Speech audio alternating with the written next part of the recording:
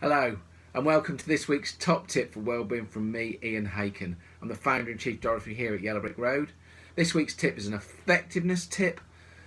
I'm going to be covering more about effectiveness when I'm joined by John Burroughs, the founder of Bite the Cherry, and he's going to be talking about entrepreneurial effectiveness. But now for today's tip.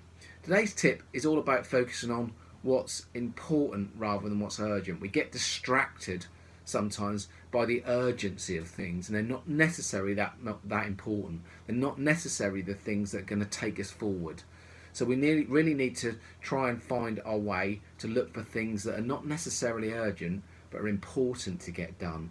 Because what will happen is we don't get them done, they will drift into the important box. They'll come in two ways. They will either slowly be that deadline that catches up and suddenly becomes urgent, or alternatively, they will be the thing that we didn't do that then blindsides us on a Tuesday afternoon. For instance, a fire safety risk assessment, then we have the fire, and then we've got catastrophe.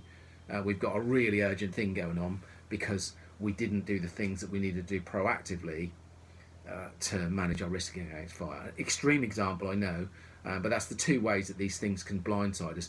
There's a matrix you can look up, or you can find out more about on our website, called the Eisenhower Matrix, which Stephen Covey brought, which came from obviously President Eisenhower, and Stephen Covey talked a lot about that in his book, The 7 Habits of Highly Effective People, which is still a great text for effectiveness. So that was this week's tip.